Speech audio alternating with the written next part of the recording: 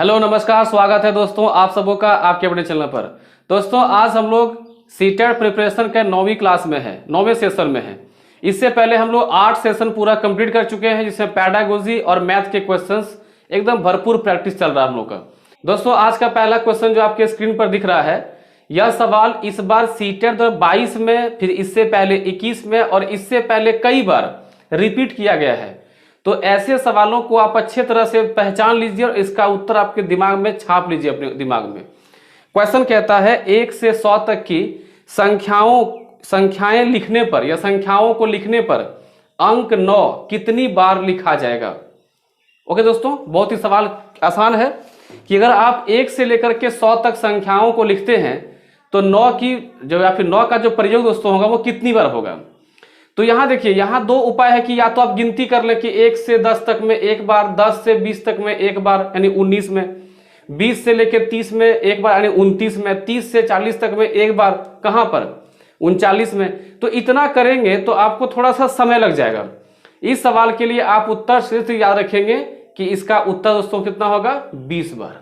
तो आप देख सकते हैं कि अगर हम 1 से लेकर के 100 तक की सभी संख्याओं को लिखते हैं तो 9, 19, 29, 39, 49, 59, 69 ऐसे लिखते लिखते जब हम 99 तक पहुंचेंगे तो यह 9 की जो संख्या है, ये 9 की संख्या दोस्तों कितनी हो जाएंगी, तो ये 9 की संख्या 20 हो जाएगी, टोटल हो जाएगी 20। और आप ये ध्यान रखेंगे कि इसमें एक ही ऐसा संख्या है, एक ही ऐसा अंक है जो कि 21 बार लिखा जाता है। आप बताएं कि वो कौन सा अंक है और उसको आप कमेंट करिए। ओके दोस्तों, आगे बढ़ते हैं अगले क्वेश्चन में। अब दोस्तों आपके सामने देखिए एक बिल्कुल ही नया सवाल आपको देखने मिलेगा। इससे पहले आप इस तरह के सवाल नहीं देखते होंगे और सीटेट जिस तरह से अपने स्तर को चेंज कर रही है, इस तरह के सवाल आपको देखने को मिलेगा। क्वेश्चन कहता है एक त्रिआयामी आकृति, जिसको आप बोलते हैं 3D आकृति, जिसमें f बराबर 6 और v बराबर 8 है, तो e का मान क्या होगा। ऑप्शन दिए गए हैं। तो आप इसको बनाएंगे किस तरह वो समझिएगा। देखिए आप एक फॉर्मूला याद रखेंगे कि f प्लस v बराबर e प्लस 2। ये एक त्रिआयामी आकृति का ये एक फॉर्मूला होता है। ये कैसे आया नहीं आया उस पर हम चर्चा करेंगे जब आपको हम आकृति पढ़ाएंगे, तो ठीक है। अब देखिए f का मान आपको दिया गया है, v का मान दिया गया है, सही है ना, f का मान 6 और v का मान 8, ठीक है। और यहाँ e प्लस 2, 8 और 6 14, और जब ये 2 को हम उड़ा के यहाँ लाएंगे तो हो जाएगा माइनस, ये हो जाएगा e। तो दोस्तों e का मान निकल के आएगा 12।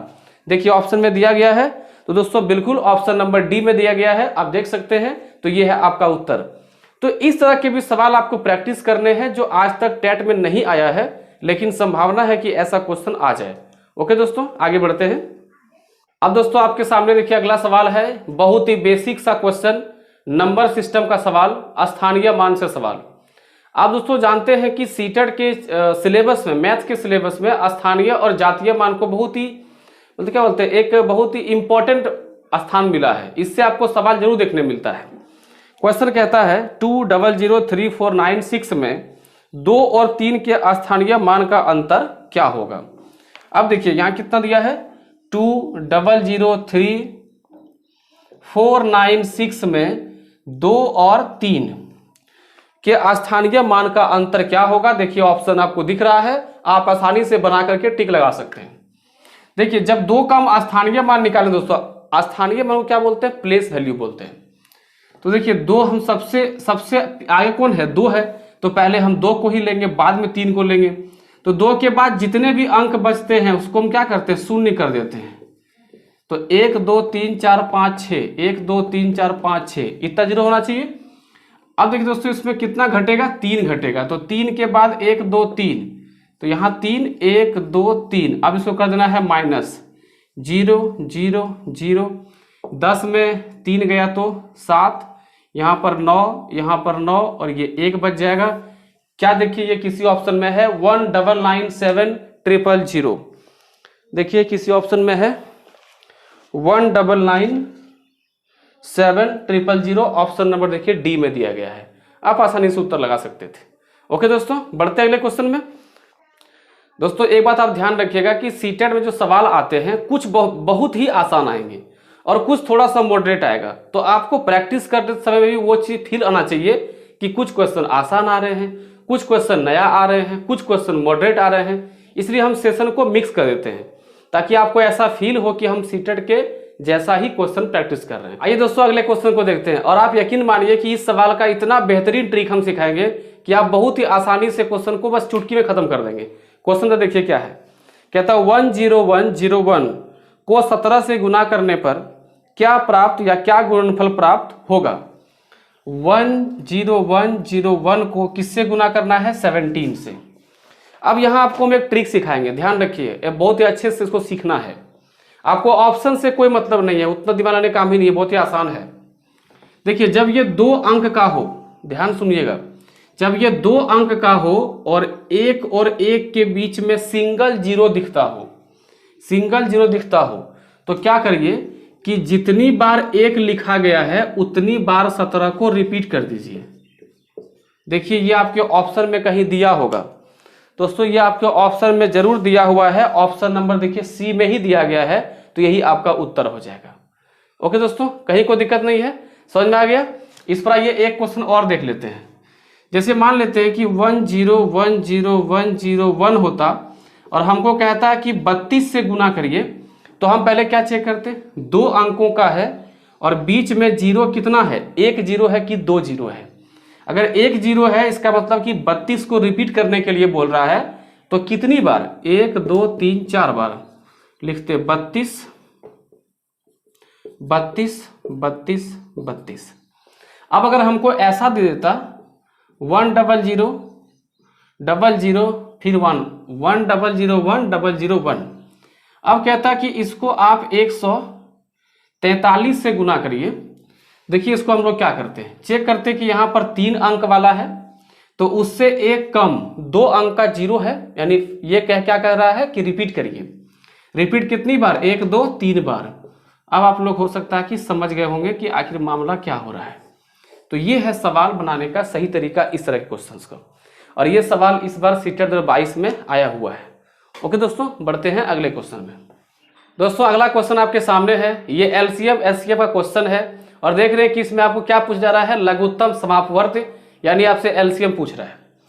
कहता है कि वह कौन सी संख्या जो कि 24, 60 या 64 का लघुत्तम समापवर्ती हो सकता है, यानी इसका एलसीएम हो सकता है।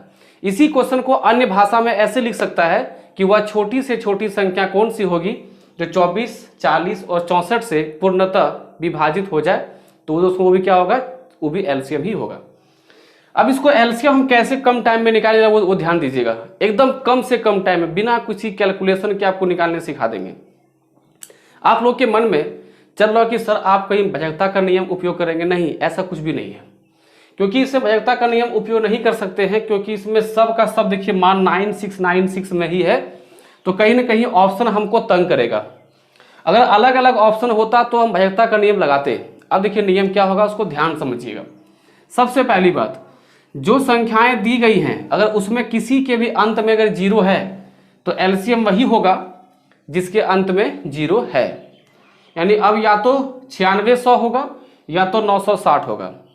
अब आप ध्यान देना कि 960 और 9600 में क्या रिलेशन है, तो 960 को 10 से गुना करने से कितना दोस्तों बन जाएगा, 9600। तो जब हमको लघुत्तम सावर्तक की बात बोला गया है, लघुत्तम सावर्त की बात बोला है, तो इसमें छोटा ही मान हम पहले हम चेक करेंगे। आप देखिए ये चीज, जैसे 3, 4 और 6, इसका दोस्तों एलसीएम कितना होगा, 12। अगर एलसीएम ऑप्शन में 24 भी है और 12 पंचे 60 भी है, तो देखिए ये तीनों से ये तीनों संख्याएं कटेंगी। इसका मतलब ये नहीं है कि इन तीनों का एलसीएम हम 24 भी लिख सकते हैं या 60 भी लिख सकते हैं, गलत। इसका एलसीएम हम 12 ही लिखेंगे, क्योंकि छोटी से छोटी संख्या निकालनी है हमें। अब यहां देखिए कि जब ये दोनों आपस में गुना है, कितना गुना दोस्तों है, 10 गुना, तो फिर हम ये चेक करेंगे कि क्या, देखो जीरो का मामला तो हटा देंगे, चेक करेंगे कि क्या 24 से कटेगा, बिल्कुल भाई कटेगा। 40 से भी कट जाएगा, ठीक है, 4 से 96 कट गया, 0 0 0 कट गया, 64 से भी ये 260 कट जाएगा, तो ये हमारा दोस्तों आंसर हो जाएगा। और अगर आप कोई एलसीएम बढ़िया से पढ़ चुके होंगे या अच्छे समझते हैं, तो याद रखिए कि अगर कोई दो संख्या जब आपके पास ऑप्शन बच जाता है और दोनों आपस में जुड़ा हुआ है, 2 गुना, 3 गुना, 10 गुना, 15 गुना ऐसा करके जुड़ा हुआ है, तो आप हमेशा छोटा वाला का उत्तर मारिए और निकल जाइए, टाइम वेस्ट नहीं करिए। तो ये अप्रोच सबसे अच्छा है एलसीएम एचसीएफ को पढ़ने का। ठीक है दोस्तों, आगे बढ़ते हैं अगले क्वेश्चन में। अब दोस्तों आपके सामने देखिए एक बहुत ही बच्चा वाला सवाल, बहुत ही छोटा सवाल। सवाल कहता है कि निम्नलिखित में से कौन सी सबसे छोटी संख्या है। अब आप कहेंगे कि सर ऐसा सवाल आप क्यों पूछ रहे हैं। तो जो लोग सीटर 22 दे करके आया है उससे पूछिए कि छोटी संख्या बड़ी संख्या पहचानने के लिए एक ना एक क्वेश्चन हर एक सीटिंग में दिया गया था। वो अलग बात है कि वहां आपको कभी पॉइंट वाला सवाल मिलेगा, कभी आपको सामान्य संख्या भी मिलेगा। तो यहाँ आपको हम सामान्य संख्या दिए हुए हैं। तो आप बताइए सबसे छोटी संख्या कौन सी होनी चाहिए। 33,719, 71,933, 91,337 और 37,193। तो इसमें से बोलते टाइम भी आपको महसूस हो गया होगा कि पहला ही जो संख्या हमने कहा 33,719, जो कि ऑप्शन नंबर ए में ही दिया गया है, यही सबसे छोटी संख्या है कि नहीं। उत्तर लगा देंगे फट से ए नंबर, कहीं को प्रॉब्लम होना चाहिए। बहुत ही आसान क्वेश्चन है। अब दोस्तों बढ़ते हैं अगले सवाल पे। दोस्तों अगला सवाल जो आपके स्क्रीन पर है, ये सवाल भी संख्या पद्धति से है और संख्या पद्धति में एक टॉपिक आता है भाजकता के नियम। दोस्तों हम लोग जितने भी सेशन किए अब तक 8 सेशन जो किए, उसमें जितने भी सेशन में हम लोगों ने मैथ किया होगा उसमें से हर एक सेशन में एक ना एक सवाल इस टॉपिक से होता ही था। सवाल कहता है कि यदि संख्या x001x, 9 से विभाज्य है तो x का मान क्या होगा। ये आपको निकालना था। x001x ये 9 से क्या दोस्तों है, विभाज्य है। तो बताना है कि x का मान क्या हो सकता है। अब यदि आप में से किसी को 9 का नियम ही नहीं पता है कि 9 के भाजकता का नियम क्या है, तो आप इसके उत्तर को नहीं लगा पाएंगे। देखिए 9 का नियम कहता है कि कोई भी संख्या तभी कटेगी, कोई भी संख्या तभी कटेगी 9 से जब उसके अंकों को जोड़ने पर 9 मिलना चाहिए। तो भाई 0 का तो कोई मामला ही नहीं है, क्योंकि 0 तो 9 से कट ही जाएगा, उसको छोड़ दो। अब भाई 1 तो 9 से कटने वाला है नहीं, तो 1 को हम 9 कैसे बनाएं। तो अगर हम x के पास 4 रख दें और इस x के पास भी 4 रख दें तो 4 4 8 1 के साथ मिलके 9 बना देगा और ये संख्या पूर्णतः 9 से कट जाएगी। आप एक बात ध्यान रखेंगे कि अगर यहाँ पर x और यहाँ भी x है तो दोनों के पास आप जो अंक रखेंगे वो समान रखेंगे। अगर यहाँ x और यहाँ y होता, जैसे मान लेते हैं कि ये y होता 001 और यहाँ x होता और बोलता कि ये 9 से कट रहा है, तो इसको बनाने का तरीका अलग हो सकता था।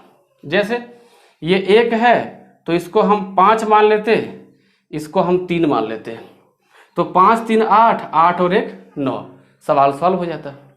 ठीक है, लेकिन ऐसे सवाल जब दिए जाएंगे तो वहाँ ध्यान रखेंगे कि अगर x y दिया गया तो दोनों का मान अलग अलग होगा, तो फिर सवाल में आपको y का मान पूछेगा या x का मान पूछेगा। लेकिन यहाँ दोस्तों क्या है, दोनों के पास x रखा गया है तो यहाँ पे दोनों का मान बिल्कुल सेम होगा। अब बढ़ते हैं अगले क्वेश्चन में। दोस्तों ये सवाल देखिए सरलीकरण का यानी नंबर सिस्टम का ही एक सवाल है और इस बार भी सीटेट में जो 22 में क्वेश्चन पूछा गया था सरलीकरण से भी क्वेश्चन हर एक सिटी में देखने मिला था। अब अगर इसको हमको सॉल्व करना है तो बहुत ही सामान्य सा चीज है कि आपको बोर्ड मास की पता होना चाहिए कि बोर्ड मास का क्या फंक्शन है। दोस्तों जैसा आप जानते हैं कि एक नाम है भी बोर्ड मास। तो बोर्ड मास में क्या है कि पहले बार ब्रैकेट, फिर ब्रैकेट, फिर ऑफ, फिर डिवीजन, फिर मल्टीप्लिकेशन, फिर एडिशन, फिर सब्ट्रैक्शन। तो देख रहे हैं कि यहाँ पर 2 ही चीज है, या तो 3 चीज है, मल्टीप्लिकेशन, सब्ट्रैक्शन और एडिशन। तो यहाँ देखिए सब्ट्रैक्शन सबसे लास्ट में यानी घटा वाला काम सबसे लास्ट में होगा, मल्टीप्लिकेशन पहले होगा, फिर जोड़ होगा, फिर घटाव होगा। तो यहाँ देखिए 2.5 गुना 5, आपको थोड़ा गुना फास्ट आना चाहिए। अगर 2.5 गुना 5 कर 200 करते हैं कितना होगा, 12.5 होगा। ठीक है, आप देखिए ऐसे गुना कीजिए, 5 दूनी 10, 10 रुपया हो गया और 5 गो 50 पैसा कितना होगा, 2.5 रुपया होगा। तो ये होगा 12.5 और गुने फिर 0.3 प्लस 1, यहाँ है 9 माइनस। फिर यहाँ देखिए 12.5 और 3.5 को जब गुना करेंगे तो यहाँ से 10 और यहाँ से भी 10, तो 25 से काटेंगे तो 5 बार में और 25 से काटेंगे तो 4 बार में। आई बात समझ में? तो यहाँ दोस्तों कितना हो गया, 5 तिया 9 माइनस 5 तिया 15 और नीचे दोस्तों 4 प्लस 1। ठीक है, अब ये पूरा का पूरा एक बार हम लोग सॉल्व कर सकते हैं। कैसे? तो नीचे 1 कर देंगे और पूरे का एलसीएम मान लेंगे 4। तो 4 को 1 से भाग करेंगे 4 बार में और 4 गुने 9 36, या उतना करने काम ही नहीं है। जब नीचे 1 रहे ना तो यहाँ जो भी आपका आया हुआ है कॉमन उसी खाली गुना कर देना है। तो यहाँ तो भाई 15 ही होगा ना, क्योंकि नीचे तो 4 है ही, और यहाँ फिर गुना होगा 4 एकम 4। अब देखो 15 और 4 19, 36 में 19 चला गया, 36 में 19 चला गया और नीचे 4 होगा। ओ सॉरी दोस्तों गलती हो गया, देखो यहाँ क्या होगा कि पहले 36 में 4 जुड़ेगा, सॉरी गलती हो गया, 36 4 40, 40 में 15 गया और नीचे 4 होगा। तो 40 में अगर 15 गया तो कितना होगा 25, 25 बटा 4 तो होगा 6 चौक 24 और 6 चौक 24 और 4 दो कितना बचेगा 1, ये होगा 6.25। ठीक है, यही इसका होगा आंसर। कहीं कोई खास दिक्कत नहीं है, आराम से बना सकते थे। तो कैलकुलेशन का भी सवाल आप किस तरह से सॉल्व करें ताकि थोड़ा आसान लगे आपको कैलकुलेशन करने में, उसको भी आप ध्यान देंगे। ठीक है, आगे बढ़ते हैं अगले क्वेश्चन में। दोस्तों अगला क्वेश्चन देखिए आपके सामने है, ये बहुत ही डेटा फैक्चुअल क्वेश्चन है, डाटा खाली उसमें आपको याद होना चाहिए। ठीक है, कहता है कि 1 बिलियन में कितने मिलियन होते हैं, 1 बिलियन में कितने मिलियन होते हैं। देखिए मिलियन वाला सवाल इस बार पूछा गया, तो इसलिए हम मिलियन का सवाल आपको दिखा रहे हैं कि मिलियन बिलियन इन सब का आपको ज्ञान पता हो। साथ ही साथ इसमें दोस्तों एक क्वेश्चन और आया था इस बार जो कि बिल्कुल ही नया क्वेश्चन है। दोस्तों क्वेश्चन था रोमन वाले संख्याओं का सरलीकरण, वो भी क्वेश्चन आपको हम जल्दी दिखाने वाले हैं। वो क्वेश्चन मेरे फेसबुक के जो पेज है कोचिंग का उस पर काफी वायरल हुआ है, लाखों लोग देखा है, आप जाकर वहां पर देख सकते हैं। दोस्तों क्वेश्चन कहता है 1 बिलियन में कितने होते हैं मिलियन। तो आप ध्यान रखेंगे कि जब हम बात करेंगे 1 बिलियन की, जब बात करेंगे तो 1 बिलियन दोस्तों होता है 1000 मिलियन। आप कभी कभी देखते होंगे कि कुछ कुछ वीडियो ऐसा है यूट्यूब पे जो कि कहाँ कितना व्यू गया है, 1 बिलियन से पार कर गया है, 2 बिलियन है, यानी कि वो 1000 मिलियन व्यूज गया है। दोस्तों ऐसा वीडियो यानी जो कि 1000 मिलियन व्यू चला गया होगा उसको यूट्यूब में क्या शो करता होगा 1 बिलियन। और आप ध्यान रखेंगे इस पर जो क्वेश्चन पूछा गया था वो पूछा गया था मिलियन से। तो 1 मिलियन में होता दोस्तों कितना 10 लाख होता है, 10 लाख। ठीक है, ये आप ध्यान रखेंगे कि 10 लाख जब आप पूरा करते हैं अमाउंट दोस्तों उसको कितना बोलते हैं 1 मिलियन। तो इस तरह के सवाल कुछ आपको देखने को मिलता है। तो दोस्तों फिर हम लोग मिलते हैं अगले वीडियो में, अगले सेशन में। आज थोड़ा सा कम क्वेश्चन कर रहे हैं और अगले सेशन में हम लोग सबसे पहले पेडागोजी क्वेश्चन देखेंगे और भरपूर क्वेश्चन देखेंगे, फिर हम लोग मैथ्स के क्वेश्चन देखेंगे। दोस्तों पढ़ते रहते रहिए, तो दोस्तों पढ़ते रहिए। जय हिंद।